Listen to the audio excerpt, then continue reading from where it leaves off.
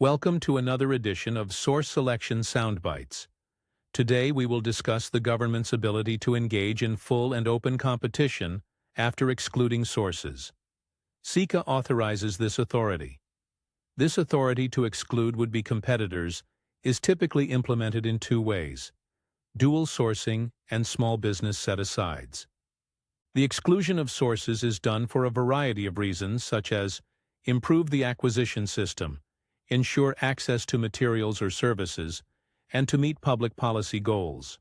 Dual sourcing is a supply chain management strategy that involves engaging two suppliers to provide a specific component, material, product, or service.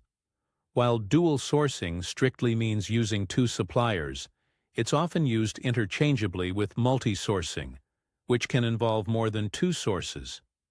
The idea behind this approach is to reduce the risk associated with depending solely on one supplier. Unexpected factors like adverse weather, material shortages, recalls, natural disasters, and geopolitical issues can disrupt supply chains and spur businesses to adopt dual sourcing. The defense agencies, in particular, have a lengthy history of dual sourcing, or distributing their contracts for particular goods or services among multiple manufacturers or suppliers in order to ensure that their operations are not vulnerable to one supplier. SECA recognizes this history and the agency concerns underlying it. Full and open competition after the exclusion of services also recognizes the long history of small business set-asides. Therefore, SECA provided for them.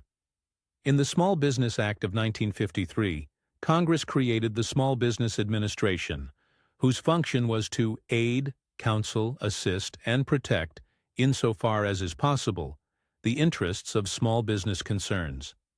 The charter also stipulated that the SBA would ensure small businesses receive a fair proportion of government contracts. The Act stipulated that the definition of what constitutes a small business should vary by industry to reflect industry differences. There have been continual tweaks to the Small Business Act since then, but currently, the major categories of set-asides include 1.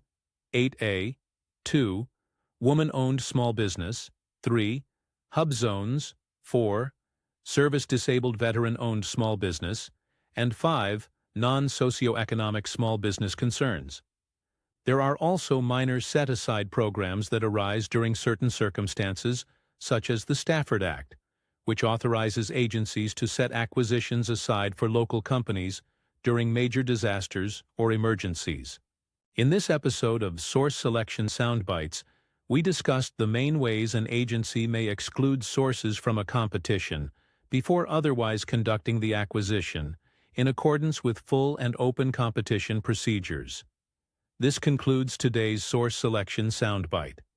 If this video was helpful, hit the like and subscribe button to ensure you don't miss any new material. If you want more details on the subject, they are available on the Source Selection Answer app.